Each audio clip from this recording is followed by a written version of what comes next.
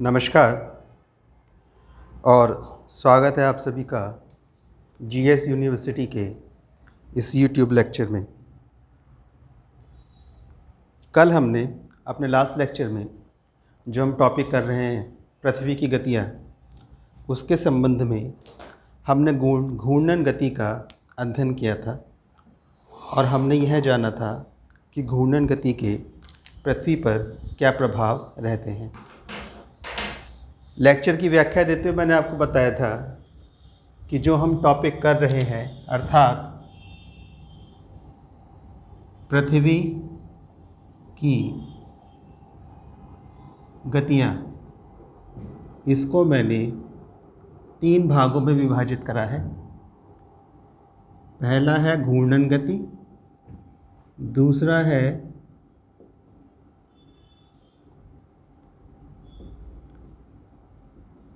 Coriolis बल और तीसरी है परिक्रमा। कल हम घूर्णन गति का अध्ययन कर चुके हैं। लगभग 33 मिनट का ये लेक्चर था जिसमें हमने घूर्णन गति को विस्तार से देखा और हमने यह भी बताया कि घूर्णन गति का पृथ्वी पर क्या क्या प्रभाव पड़ता है और संभवतः ऐसे प्रभावों का हमने अध्ययन करा जिसके विषय में आपने यदि किसी अन्य माध्यम से घूर्णन गति का अध्ययन किया है तो संभवतः कभी जाना भी नहीं होगा। आज दूसरे भाग में हम अध्ययन करने वाले हैं कॉरियोलिस बल का। क्या होता है ये बल? कॉरियोलिस नाम के एक फ्रेंच साइंटिस्ट हुए और उन्होंने बताया कि पृथ्वी पर जो बड़ी बड़ी भौगोलिक घटनाएं होती हैं या मौसम संबंधी घटनाएं होती हैं, जैसे कि वायु, चक्रवात,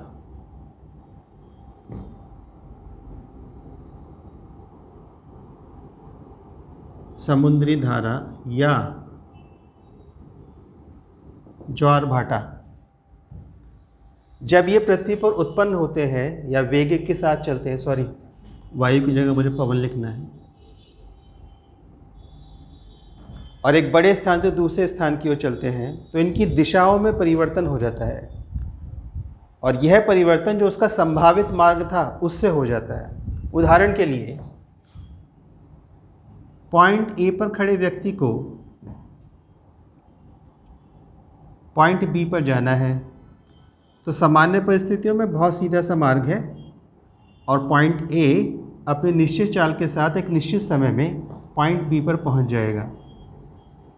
लेकिन हुआ क्या है कि पृथ्वी की घूर्णन गति के कारण और पृथ्वी के आकार के कारण पॉइंट ए जब पॉइंट बी की ओर जाता है तो डिफ्लेक्ट कर जाता है, अपने पथ से उसका विक्षेपण हो जाता है। यह विक्षेपण क्यों होता है, किस कारण से होता है और किस दिशा में होता है, इसके लिए 2 वैज्ञानिकों ने इस पर काम करा। एक थे कॉरियोलिस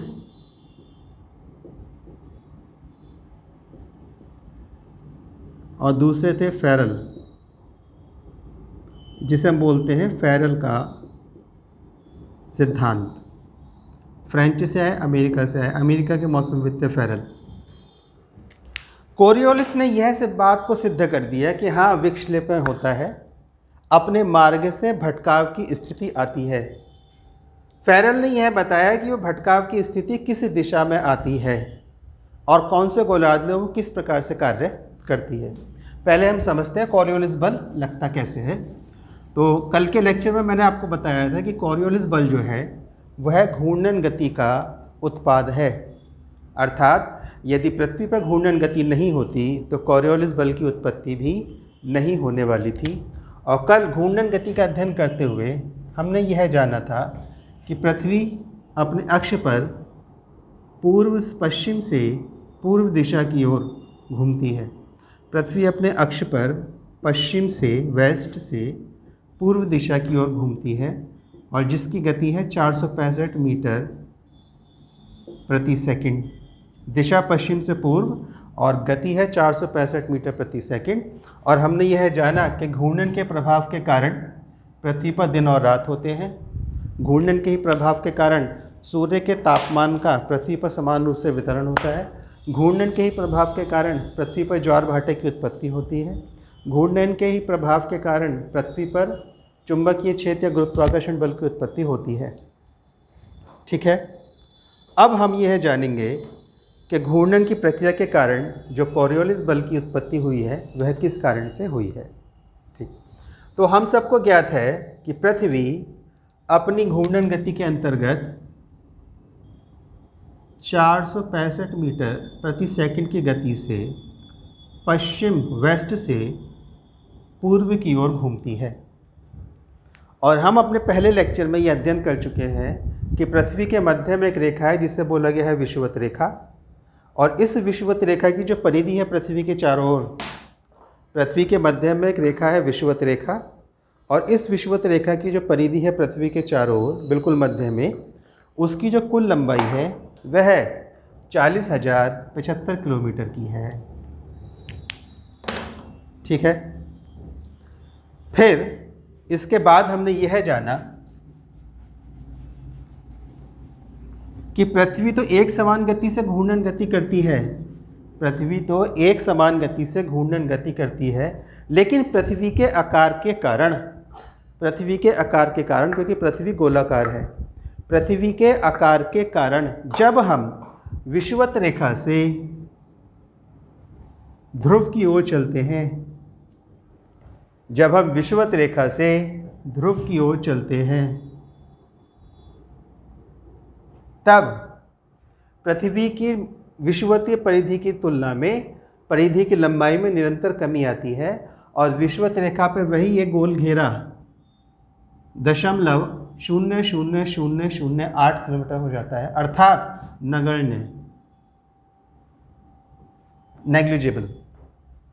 तो जहां मध्य में पृथ्वी की मोटाई गोलाई 40,075 किलोमीटर की है, वहीं ध्रुवों में पहुंचकर यह 1 किलोमीटर की भी नहीं रहती है और नगण्य किलोमीटर में परिवर्तित हो जाती है। इस कारण से यह मानिए कि कोई एक व्यक्ति है और हम उसका आकाश नाम लेते हैं आकाश, फिर एक दूसरा व्यक्ति है, नाम ले लिया हमने इसका प्रदीप, और ध्रुव पर हमने एक लड़की खड़ी कर दी, नाम ले लिया इसका सीमा, कंफर्टेबल जोन। अब पृथ्वी तो 24 घंटे में अपना पूरा घूर्णन करती है, तो जब पृथ्वी 24 घंटे में घूर्णन करती है तो सबको 24 घंटे बाद अपने अपने स्थान पर ही आना है, सबको 24 घंटे बाद अपने अपने स्थान पर ही आना है। यह कंडीशन रखी गई है कि आपको लगातार चलना भी है और जो आपको दूरी दी गई है उसे 24 घंटे में ही तय करना है आपको।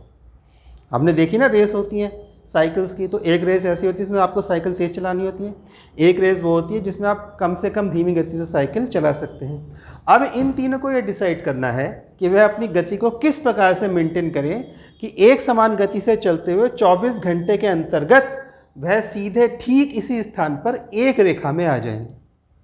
यह तीनों एक ही रेखा में खड़े हैं और अब यहाँ से जब पृथ्वी घूर्णन स्टार्ट करेगी तो ये भी इसके साथ साथ चलेंगे और इन तीनों को यह डिसाइड करना है कि ठीक 24 घंटे बाद यह तीनों एक ही रेखा में आ जाएं।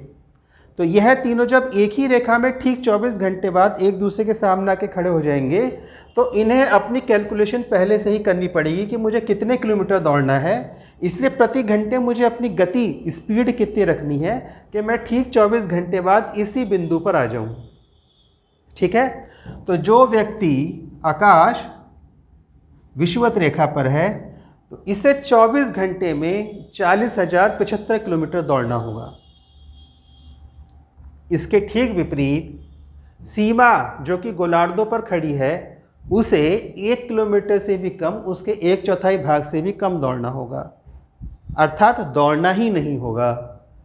और इन दोनों के बीच में जो प्रदीप खड़े हैं 60 डिग्री अक्षांश पर, 60 डिग्री अक्षांश उत्तर और 60 डिग्री अक्षांश दक्षिण पर, उसको 24 घंटे में 40,075 किलोमीटर जो विषुवत रेखा की लंबाई है उसका ठीक आधा दौड़ना होगा।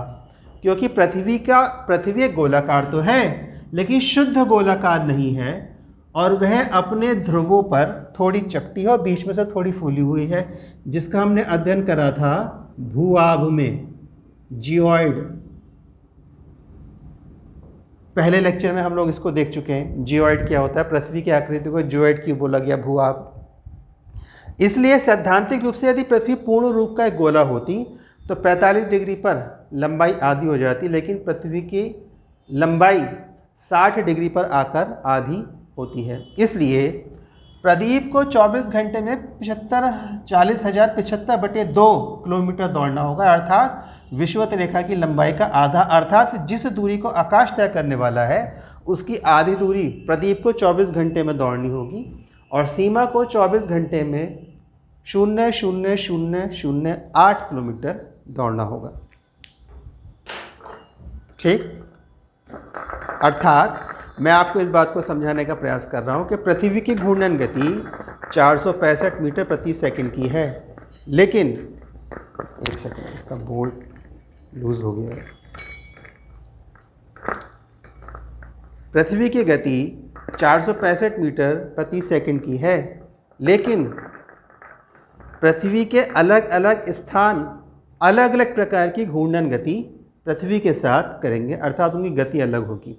तो जो व्यक्ति यहाँ पर खड़ा है बिल्कुल मध्य में, उसको सबसे अधिक दौड़ना होगा। जो पृथ्वी के विषुवत रेखा और ध्रुवों के मध्य में 60 डिग्री अक्षांश पर, उसको आधा दौड़ना होगा, और जो ध्रुव पर खड़ा है उसको कुछ नहीं करना होगा। उदाहरण के लिए जो आकाश है उनको एक बड़ा चक्कर लगाना होगा, जो प्रदीप है उनको एक छोटा चक्कर लगाना होगा, लेकिन सीमा को कुछ नहीं करना है, उसको अपने अपने स्थान पर केवल ऐसे करके घूम जाना है 24 घंटे में। ठीक। तो जो सबसे अधिक दौड़ेगा वो पृथ्वी के मध्य में है, जो आधा दौड़ेगा वो 60 डिग्री अक्षांश पर है, और जिसको बिल्कुल नहीं दौड़ना है वह ध्रुवों पर है। तो इस प्रकार से अब हम इनके नाम हटा दे रहे हैं और हम इनको स्थानों के रूप में परिवर्तित करते हैं। तो हम कहेंगे प्लेस ए पृथ्वी की घूर्णन गति के साथ बहुत तेज़ी से घूमेगा। प्लेस बी पृथ्वी की घूर्णन गति के साथ विषुवत रेखा से पोल की ओर चलते समय धीमी गति से दौड़ेगा। प्लेस सी 60 डिग्री अक्षांश पर ए का आधा दौड़ेगा, और जो विषुवत और जो ध्रुवों पर है उसको कुछ नहीं दौड़ना है, बस 24 घंटे में गोल चक्कर लगाना है। अर्थात पृथ्वी के अलग अलग स्थान पृथ्वी की घूर्णन गति के साथ गति के रूप में अलग अलग क्रिया करेंगे। इस अलग अलग क्रिया के करने के कारण ही पृथ्वी पर थोड़ा विक्षेपण हो जाता है। अर्थात पृथ्वी की गति और अलग अलग स्थानों की पृथ्वी की घूर्णन गति के साथ अलग अलग गतिमान होने पर उनमें थोड़ा विक्षेपण हो जाता है। इसी को कॉरियोलिस नाम के एक साइंटिस्ट ने बताया कि पृथ्वी की घूर्णन की गति और पृथ्वी पर अलग अलग स्थानों की स्थिति होने के कारण जो घूर्णन की गति आती है, और पृथ्वी के अलग अलग स्थानों की स्थिति होने के कारण, अर्थात पृथ्वी की आकृति के कारण एक बल इस प्रकार का उत्पन्न होता है जो कि विक्षेपण करता है, डिफ्लेक्शन करता है उसके संभावित मार्ग से, और उसी के नाम पर उस बल का नाम रखा गया कॉरियोलिस बल। बाद में चल के फेरल ने उसको बताया कि हाँ ऐसा बल लगता है, और उसकी लगने की जो दिशा है, उसकी लगने की जो स्थिति है वह उत्तरी गोलार्ध में अलग है और दक्षिणी गोलार्ध में अलग है। तो हमने यह जाना कि पृथ्वी की घूर्णन गति के कारण पृथ्वी पर एक बल लगता है, पृथ्वी की घूर्णन गति और आकार के कारण पृथ्वी पर एक बल लगता है जिसे कॉरियोलिस बल कहा जाता है, और उस कॉरियोलिस बल के कारण थोड़ा डिफ्लेक्शन आ जाता है। अब मैं इसके लिए आपको एक डेमोन्स्ट्रेशन देता हूँ। आगे आने वाले लेक्चर में हम पृथ्वी की वायुदाब पेटियों का अध्ययन करेंगे। ठीक है। और मैंने आपको बताया था कि जो बड़े स्तर पर प्रभावित होते हैं उसमें पवन, महासमुद्रीय धाराएं, चक्रवात और ज्वार भाटा इसी कॉरियोलिस बल के कारण अपनी दिशा से विक्षेपित होते हैं, डिफ्लेक्टेड होते हैं, जो कि घूर्णन बल के कारण होता है।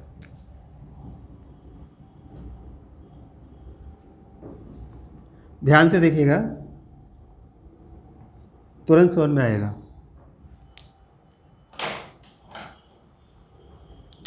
जब हम पृथ्वी की वायुदाब पेटियों का अध्ययन करेंगे तो हमें यह बताया जाएगा कि जो विषुवत रेखा है उस पर जो वायुदाब होता है वह कम होता है।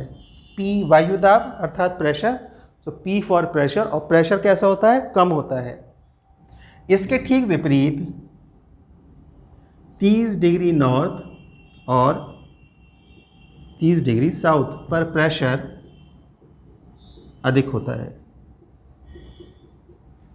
अब इसके ठीक विपरीत 60 से 70 डिग्री, और हम इसको अभी केवल 60 ही ले रहे हैं, वो बाद में देखेंगे जब उसको डिस्कस करेंगे, पर प्रेशर कम होता है और गोलार्धों पर प्रेशर बहुत अधिक होता है। तो विषुवत रेखा पर प्रेशर सबसे कम, वायुदाब, और ध्रुवों पर प्रेशर सर्वाधिक। कम, बहुत अधिक, बहुत कम, अधिक, कम, बहुत अधिक, बहुत कम, अधिक, कम, बहुत अधिक। ये मैंने आपको बताने की दृष्टि से बताया। आप इसको ऐसे भी कह सकते हैं कि कम और अधिक।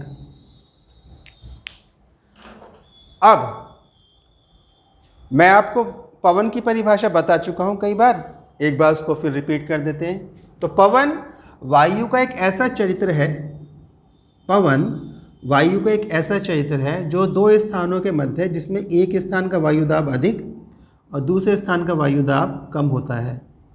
तो पवन वायु का ऐसा चरित्र जो कि अधिक दाब के क्षेत्र से कम दाब के क्षेत्र की ओर क्षैतिज स्तर पर, क्षैतिज, ऊर्ध्वाधर नहीं, हॉरिजॉन्टल, जो कि क्षैतिज स्तर पर एक निश्चित दिशा में आगे बढ़ती है। अर्थात पवन के पास अपनी दिशा है, जबकि वायु के पास दिशा नहीं होती। पवन के पास अपनी दिशा है, वायु के पास अपनी दिशा नहीं होती। अधिक वायुदाब क्षेत्र से कम वायुदाब क्षेत्र की ओर पवन चलती है, अधिक वायुदाब क्षेत्र से कम वायुदाब क्षेत्र की ओर।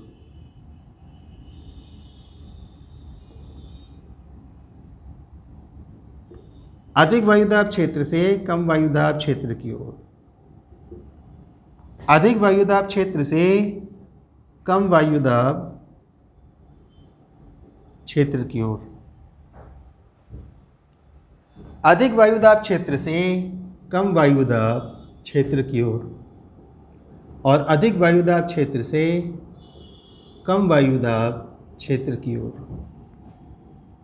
अधिक वायुदाब क्षेत्र से कम वायुदाब क्षेत्र की ओर, और अधिक से कम वायुदाब क्षेत्र की ओर। ये आदर्श स्थिति है, ठीक है। लेकिन क्या हुआ है, पवनें लगातार मुड़ रही हैं कॉरियोलिस बल के कारण, और कॉरियोलिस बल उत्पन्न होता है पृथ्वी की घूर्णन गति और पृथ्वी की आकृति के कारण, क्योंकि इसी आकृति के कारण पृथ्वी के अलग अलग स्थान पृथ्वी की घूर्णन गति के साथ अलग अलग गति करते हैं।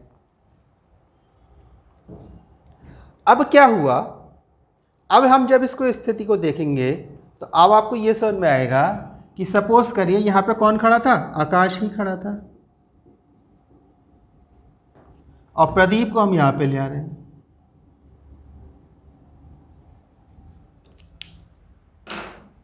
ठीक। अब आकाश की जो गति है दौड़ने की वो है 40,075 किलोमीटर 24 घंटे में। तो प्रदीप की गति क्या होगी, जो सत्यता का स्टेटमेंट होगा, वास्तविकता का स्टेटमेंट, वो यह होगा कि प्रदीप की गति चाहे कुछ भी हो, लेकिन प्रदीप की गति आकाश की गति से कम होगी। और हम इसको मान ले रहे हैं 30,000 किलोमीटर 24 घंटे। तो दोनों ही गति में कितना अंतर आ गया? तो 24 घंटे में प्रदीप की तुलना में आकाश 10,075 किलोमीटर अधिक दौड़ेगा, या 24 घंटे में आकाश की तुलना में प्रदीप 10,075 किलोमीटर कम दौड़ेगा। अब आकाश ने प्रदीप से कहा कि प्रदीप मेरे पास आ जाओ। आकाश ने प्रदीप से कहा, प्रदीप मेरे पास आ जाओ। अधिक दाब से कम दाब के क्षेत्र क्यों चलना है ना पवन को। आकाश ने प्रदीप से कहा, प्रदीप मेरे पास आ जाओ। लेकिन इसी समय आपको क्या ध्यान रखना है, जब आकाश प्रदीप से बात कर रहा है तो पृथ्वी घूर्णन गति कर रही है। पृथ्वी घूर्णन गति कर रही है और इस घूर्णन गति के कारण सपोज करिए कि 1 मिनट में प्रदीप को यहाँ आना था। 1 मिनट में प्रदीप को यहाँ आना था। तो प्रदीप दौड़ रहे हैं 30,000 किलोमीटर प्रति घंटे गति से और आकाश दौड़ रहे हैं 40,075 किलोमीटर प्रति घंटे गति से। तो प्रदीप ने कहा ठीक है मैं आपके पास आता हूँ, और एक संभावित मार्ग, सीधा सीधा मार्ग प्रदीप ने आकाश की ओर समझा और इस मार्ग पर चलने लगा। तो अगले 1 मिनट में आकाश भी आगे की ओर बढ़ा, पृथ्वी की घूर्णन गति अगले 1 मिनट में प्रदीप भी पृथ्वी की घूर्णन गति के साथ आगे बढ़ा। लेकिन इसके साथ ही आकाश भी आगे बढ़ा और आकाश अधिक आगे बढ़ गया। अगर साफ नहीं दिखाई दे रहा है तो मैं इसको फिर से दिखाने का प्रयास करता हूँ।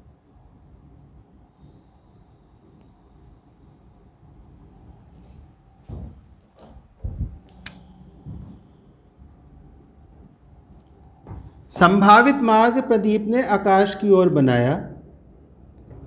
घूर्णन गति के साथ प्रदीप भी आगे बढ़ा, लेकिन प्रदीप की गति आकाशीय गति से कम है, लेकिन इसके साथ आकाश भी अधिक आगे बढ़ गया। आकाश भी अधिक आगे बढ़ गया। और जब 1 मिनट के बाद दोनों ने एक दूसरे को देखा तो आकाश ने प्रदीप से कहा, क्या कहा कि मैंने तुमको यहाँ बुलाया था और तुम पहुँच गए यहाँ। मैंने तुमको यहाँ बुलाया था और तुम पहुँच गए यहाँ। क्योंकि आकाश को लगा है कि प्रदीप उधर मुड़ गया है, जबकि आकाश स्वयं से आगे बढ़ गया है।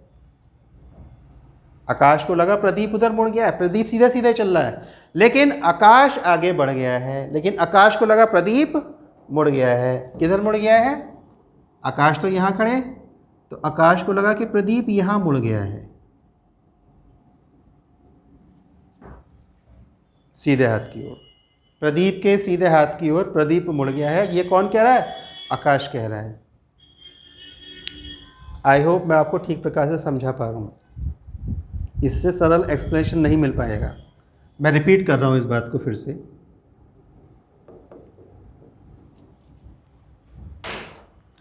आकाश ने प्रदीप से कहा, प्रदीप यहाँ आ जाओ, और प्रदीप चल दिया। हम 1 मिनट हटा के हम मान ले रहे हैं कि यह डिस्टेंस कवर होगा 24 घंटे में। यह डिस्टेंस कवर होगा 24 घंटे में। अच्छा, 24 घंटे में प्रदीप इस स्थान पर दौड़ रहे 30,000 किलोमीटर, जबकि आकाश दौड़ रहे हैं 40,075 किलोमीटर।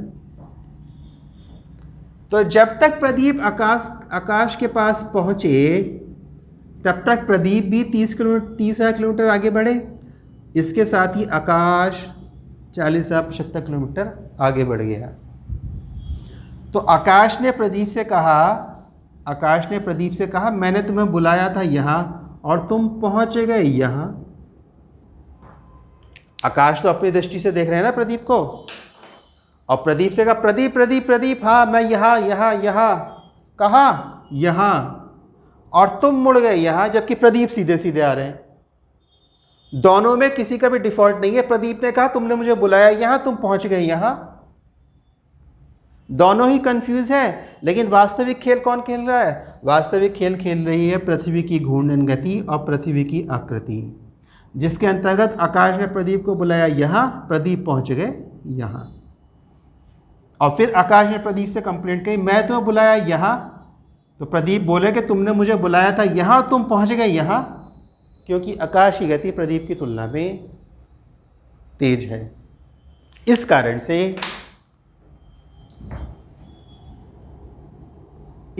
से जब हम वास्तविक चित्र बनाते हैं किसका? पवनों का, तो जो हमें वास्तविक चित्र मिलता है पवनों का, उनके विक्षेपण के कारण, विक्षेपण अर्थात कॉरियोलिस बल के कारण, कॉरियोलिस बल अर्थात पृथ्वी की आकृति और उसकी घूर्णन गति के कारण, तो वह कुछ ऐसा मिलता है हमको, पवनें मुड़ गईं।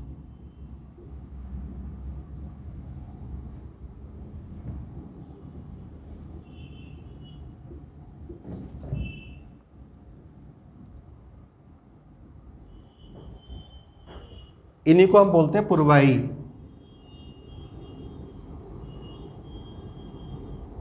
पूर्वाई पवनें, क्यों? पूर्व दिशा से आ रही है ना, पूर्व दिशा से आती हुई प्रतीत होती है, इसलिए बोला जाता है पूर्वाई पवनें। राइट? अधिक दाब के क्षेत्र से कम दाब के क्षेत्र की ओर मुड़ गए। अधिक दाब के क्षेत्र से कम दाब के क्षेत्र की ओर, ऐसा चित्र हमें दिखाई पड़ता है।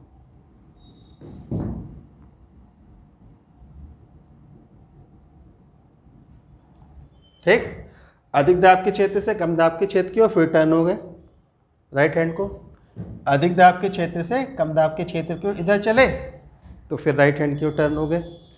तो विक्षेपण हो रहा है, यह बात कॉरियोलिस ने बताई, लेकिन इसको बाद में और संशोधित करा फेरेल्स ने, और फेरेल्स ने कहा कि हाँ विक्षेपण होता है, डिफ्लेक्शन होता है दिशा में, और वह उत्तरी गोलार्ध में। हमने आपको बताया था, मैंने आपको बताया था कि विषुवत रेखा पृथ्वी को 2 बराबर भागों में विभाजित करती है। ऊपर वाले उत्तर वाले भाग को बोला जाता है उत्तरी गोलार्ध, और नीचे वाले को बोला जाता है दक्षिणी गोलार्ध। और फेरेल्स ने बताया कि यह डिफ्लेक्शन होता है और दोनों गोलार्धों में अलग अलग होता है। उत्तरी गोलार्ध में सीधे हाथ की ओर होता है और दक्षिणी गोलार्ध में उल्टे हाथ की ओर, अर्थात दाएं हाथ की ओर, और दक्षिणी गोलार्ध में बाएं हाथ की ओर। दाएं हाथ की ओर और बाएं हाथ की ओर। ठीक यही क्रिया चक्रवात पर भी चलेगी, ठीक यही क्रिया महासागरीय धाराओं की उत्पत्ति में भी चलेगी, और ठीक यही क्रिया ज्वार भाटा की दिशा में भी चलेगी जब ज्वार भाटा उत्पन्न होता है। एक बात और ध्यान रखनी है कि कॉरियोलिस बल इन सभी बलों के उत्पत्ति कारक बलों से कम क्षीण होता है, अधिक क्षीण होता है, कमजोर होता है। ऐसा नहीं है कि पवनों की उत्पत्ति की दिशा भ्रम केवल कॉरियोलिस बल के कारण होता है, लेकिन कॉरियोलिस बल इनको प्रभावित करता है। पवनों में यह अधिक प्रभावित करता है। महासागरीय धारा उत्पत्ति के अलग कारण है, उसमें एक कारण पवन का भी है और दूसरा कारण गुरुत्वाकर्षण बल का भी है। जब उसकी उत्पत्ति देखेंगे तो 5 कारण बताएंगे जो उसकी उत्पत्ति के कारण है, और 3 से 8 कारण उस प्रकार के होते हैं जो उनकी दिशाओं को परिवर्तित करने का कार्य करते हैं। उसमें से एक बल कॉरियोलिस है, अन्य 7 बल भी महासागरीय धाराओं की दिशाओं को परिवर्तित करने का कार्य करते हैं। तो ये पढ़ा हमने आज के लेक्चर में कॉरियोलिस बल, और जिसको बाद में संशोधित करा फेरेल्स ने। फेरेल्स ने बताया कि उत्तरी गोलार्ध में सीधे हाथ की ओर और दक्षिणी गोलार्ध में उल्टे हाथ की ओर, बाएं हाथ की ओर। कैसे? देखिए, अधिक दाब के क्षेत्र से कम दाब के क्षेत्र की ओर लेफ्ट हैंड टर्न, अधिक दाब के क्षेत्र से कम दाब के क्षेत्र की ओर ये लेफ्ट हैंड टर्न कर दिया, और फिर अधिक दाब के क्षेत्र से कम दाब के क्षेत्र की ओर फिर से लेफ्ट हैंड टर्न कर दिया। पृथ्वी की गति, पृथ्वी की दिशा, पृथ्वी की आकृति और घूर्णन बल की गति के कारण।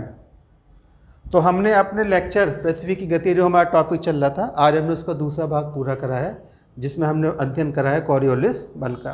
किसी प्रकार की कोई संशय हो तो आप मुझे कमेंट बॉक्स में लिख सकते हैं, और जो मेरा लेक्चर का जो टेम्पलेट है उसमें टेलीफोन नंबर भी है, व्हाट्सएप नंबर, आप मुझे उस पर व्हाट्सएप कर सकते हैं। कोई प्रकार की क्वेरी आप मुझे देख सकते हैं। डिस्क्रिप्शन बॉक्स में लिंक प्रोवाइड करवाया जा चुका है इस लेक्चर का। इस लेक्चर से संबंधित नोट्स आपको उस डिस्क्रिप्शन बॉक्स में मिल जाएंगे। कलर्ड वेल मेंटेन नोट्स हैं, कोई भी चिंता नहीं करनी है आपको।